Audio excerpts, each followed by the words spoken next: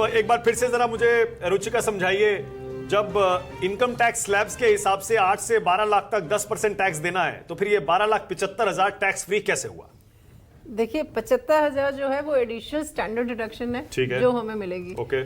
और हमने जब हम स्लैब रेट देख रहे थे, अगर आप स्लैब रेट देखेंगे तो हमारी स्लैब रेट 4 लाख से शुरू हो जाती है, 4 लाख तक नहीं, उसके बाद स्लैब शुरू होती है। तो इसका मतलब ये जो बीच का गैप है 4 लाख से 12 लाख वाला, वो हमारे 87A की रिलीफ में कवर होता है।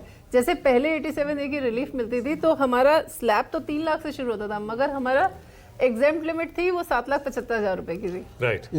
इसको आप ऐसे भी कह सकते हैं कि इसको कहते हैं मार्जिनल रिलीफ। मार्जिनल रिलीफ मतलब कि एक सर्टेन इनकम तक अगर कोई कमाता है तो उसको बोलते हैं कि अगर उससे ऊपर चला जाता है तो सारे स्लिप लग जाएंगे उस पर, यानी कि हायर स्लिप लग जाएगा। अगर उसके नीचे रहता है, उसकी विदिन लिमिट रहता है, तो वो उसको मार्जिनल रिलीफ मिलता है। इसको इनकम टैक्स की लैंग्वेज में मार्जिनल रिलीफ बोलते हैं। तो वो डिस्काउंट हो जाएगा, यानी कि उसको रिबेट मिल जाएगी। तो उससे क्या होगा, उसका 12,75,000 तक इनकम जो है फ्री हो जाएगी। ओके। अब ये तो मानना पड़ेगा ना रुचिका कि 2014 में जब नरेंद्र मोदी की सरकार आई थी तब इनकम टैक्स फ्री जो स्लैब था वो कुछ था ही नहीं, जीरो से स्लैब शुरू हो जाता। अभी 7 लाख था ना, अभी पिछले जो मैं 2014 से देख रहा हूं, क्योंकि वित्त मंत्री ने जब अपना भाषण दिया उसमें उन्होंने ये गिनवाया। उन्होंने कहा कि 2014 में जब आप आए थे इनकम टैक्स फ्री स्लैब कोई था ही नहीं, लेकिन आज वो उस स्लैब को बढ़ाकर 12,75,000 तक ले गए।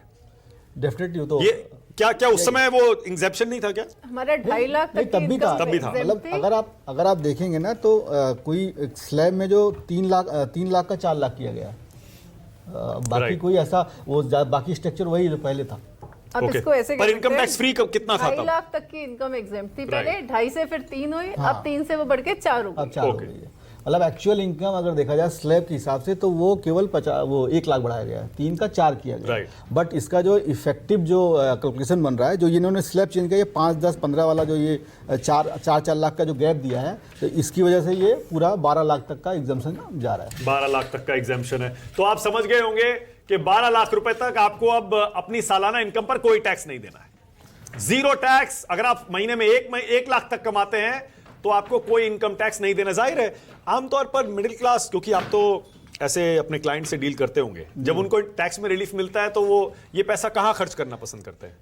नहीं, मेजरली तो या इन्वेस्ट करते हैं, बचाते हैं, क्या करते हैं? तो मेजर या तो इन्वेस्टमेंट करेगा या कंजम्पशन में जाएगा, मतलब अपना कुछ खरीदेगा, लग्जरी करेगा, या हो सकता है कि बाहर घूमने जाए या जो भी करे।